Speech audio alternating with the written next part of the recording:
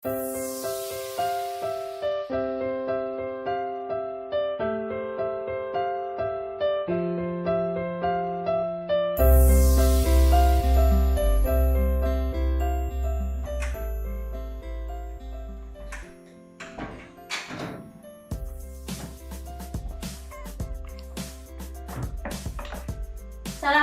warahmatullahi wabarakatuh. Waalaikumsalam warahmatullahi wabarakatuh. Bagaimana kabarnya hari ini anak-anak? Alhamdulillah baik. Ya, baik. Sebelum kita memulai pelajaran pada hari ini, Ibu akan mengabsen terlebih dahulu ya. Yes. Baik, absen nomor 1. Diono. Hadir. Hadir, baik. Ada Tumini, Hadira. Painem, Sakit.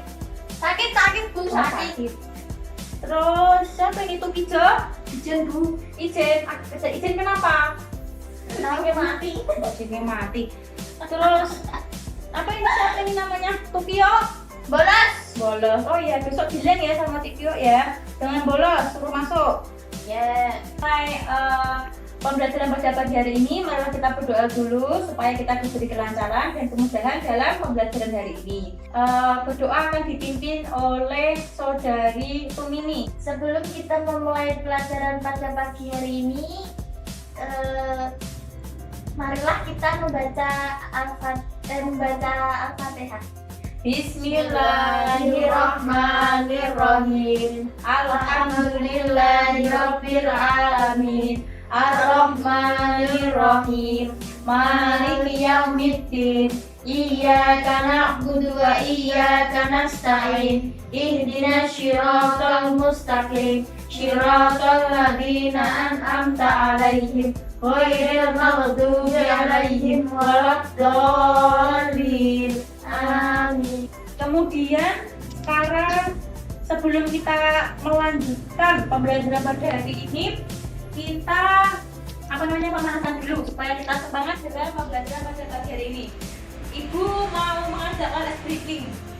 Nah, Ibu akan contohkan dahulu, kemudian kalian nanti meneruskan. Seperti itu ya. Yes. Pahami ya, perhatikan. Kalau kau suka hati, tepuk jari tik tik tik. Kalau kau suka hati, tepuk jari tik tik tik. Kalau kau suka hati, mari kita lakukan. Kalau kau suka hati, tepuk jari tik tik tik. Kalau kau suka hati, tepuk tangan. Prok prok prok. Kalau kau suka hati, tepuk tangan. Prok prok. Kalau kau suka hati, mari kita lakukan. Kalau kau suka hati, tepuk tangan. Kalau kau suka hati, bilang aye, aye. Kalau kau suka hati, bilang aye, aye. Kalau kau suka hati, mari kita lakukan. Kalau kau suka hati, semuanya titik aye. Oh ya, oke, ngomongnya gitu ya. Oke, sekarang ya kita benar-benar dulu supaya kita fresh, semangat dalam menerima pembelajaran pada pagi ini. Yuk, 1, 2, 3. Kalau kau suka hati, tepuk jari tik tik tik.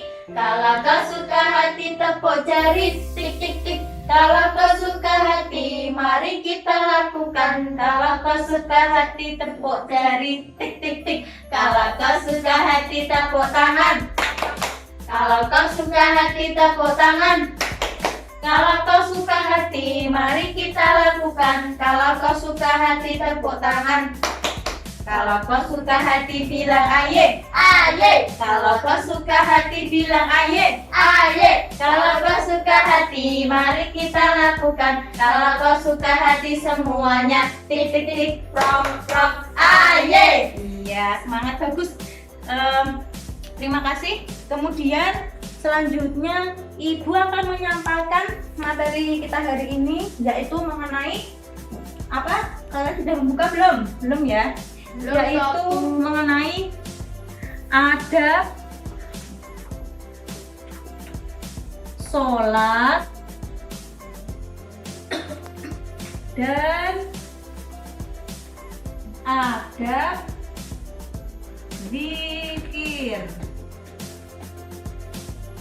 Ya, nah, adab sholat dan adab berzikir. Kalian boleh menulis ya, nanti dirangkum aja, nggak usah semuanya. Kemudian Ibu akan menjelaskan lebih dahulu apa itu adab. Adab itu apa, Bu? Ada yang tahu adab? Tidak tahu ya? Ya. Adab itu perilaku.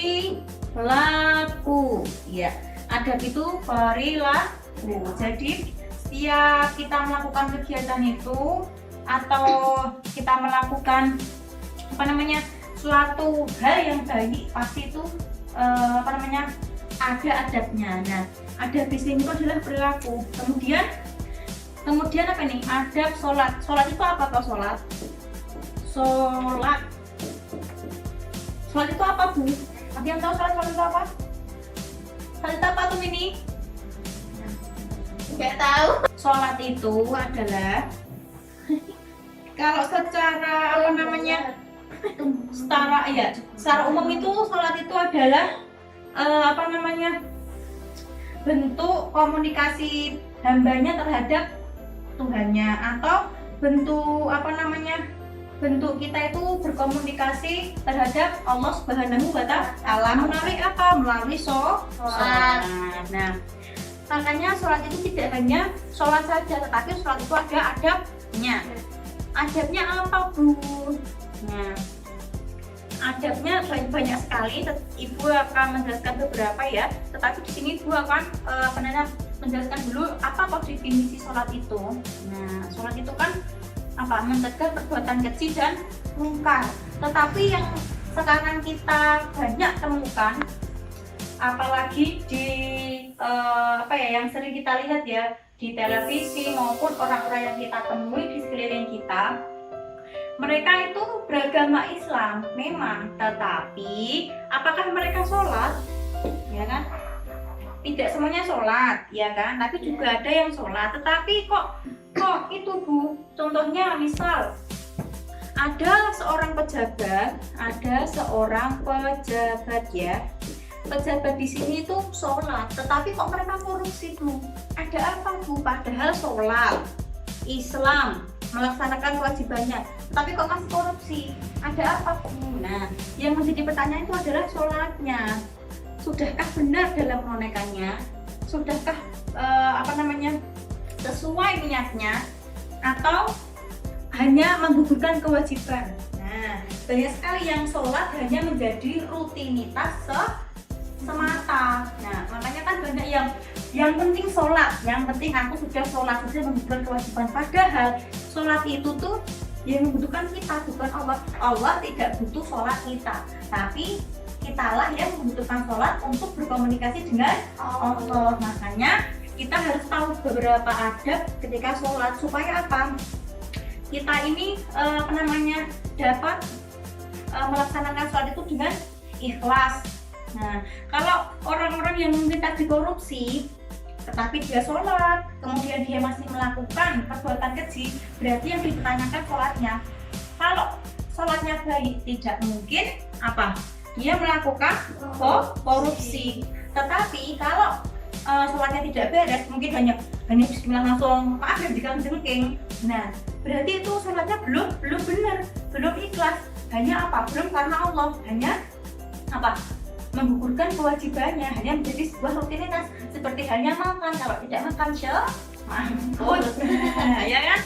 Sholat juga gitu. Kalau kita nggak sholat, maka kita tidak akan bertemu sama Allah, ya kan? Di sini Ibu akan menjelaskan beberapa adab ketika sholat. Ya, yang pertama yaitu Yang pertama, menjaga. Kelihatan tidak? Kelihatan ya, menjaga waktu. Menjaga waktu dan batas. Iya, benar. Maksudnya bagaimana, Bu? Maksudnya itu kita itu harus ketika ada adzan, berarti kita harus segera menunaikan. Berarti harus segera wudhu, kemudian kita harus segera bersiap-siap untuk melaksanakan sholat. Yang kedua, merapikan tempat sholat dan sujud. Jadi kita itu harus tahu tempat yang kita akan melaksanakan sholat itu bersih atau tidak. Nah, terhindar dari najis atau tidak, makanya kita harus merapikan dulu. Nah, kemudian yang ketiga, memakai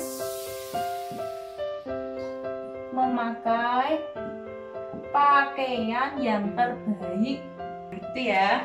Selanjutnya, menyesal serta bersedih. Maksudnya gimana Bu, sholat kok sedih? Maksudnya adalah saat kita tidak bisa menunaikan sholat dengan tepat waktu, maka kita harus mempunyai rasa ini, menyesal dan bersedih. Berarti kan kita tidak menyegerakan bertemu dengan Allah. Makanya kita ini harus punya rasa menyesal. Oh iya, berarti kalau misalnya kita gugur kok sholatnya agak telat, tidak bisa menyegerakan, maka asal kita harus berusaha untuk menyegerakan waktu sholat supaya tidak sedih, supaya kita terhindar dari rasa sedih. Nah ya, kemudian yang selanjutnya khusyuk. Nah ini orang itu bisa baik sikapnya, akhlaknya itu bisa dilihat ketika sholat. Nah, sholat itu adalah cerminan diri kita. Kalau sholat kita berantakan, maka kita pun juga kesehariannya juga akan berantakan. Kalau khusyuk itu kita ini harus mensugestikan pikiran kita bahwa kita ini sholat untuk yang terakhir kalinya, untuk kok aku harus sholat tepat, aku harus sholat dengan khusyuk karena Allah. Kita membayangkan nanti siapa tahu setelah ini aku meninggal. Makanya kita tidak boleh kok sholat kok langsung memikirkan, aduh pakaianku gimana, aduh jemuranku sebagainya. Tidak boleh, berarti itu kita masih belum lillahi ta'ala, kita masih memikirkan dunia. Makanya kita harus belajar khusyuk ya. Di kelima poin ini, adakah yang mau ditanyakan atau belum jelas? Ibu akan mengulang lagi, tidak apa-apa. Sudah jelas? Sudah ya. Baik, Ibu akan melanjutkan poin kedua. Yang kedua yaitu apa lagi yang kedua? Adab zikir, berzikir. Zikir itu artinya apa? Mengingat. Mengingat siapa? Mengingat Allah. Iya. Zikir itu artinya mengingat Allah. Maka tidak afdol ketika kita sudah sholat kok langsung pergi. Zikir ini banyak sekali manfaatnya. Yang pertama yaitu apa? Zikir membuat kita tentram, tenang. Terus apa lagi? Yang tadinya galau jadi gembira. Karena apa? Zikir, mengingat Allah. Kalau kita la tahzan, innallaha ma'ana. Jangan bersedih, sesungguhnya Allah bersama kita. Tapi di sini tuh zikir juga ada adabnya, tidak tokoh zikir kok di tempat kamar mandi, itu bukan tempatnya. Nah, adabnya apa? Kita harus apa? Memperhatikan tempat ya, ikhlas dalam berzikir kepada Allah. Kalau kita berzikir itu juga harus ikhlas ya. Jadi mungkin dua hal ini yang Ibu sampaikan kepada kalian, bahwa kalau zikir itu tidak boleh sembarangan tempat, harus memperhatikan tempat. Kemudian yang kedua ikhlas. Ada satu lagi, yang ketiga mengharap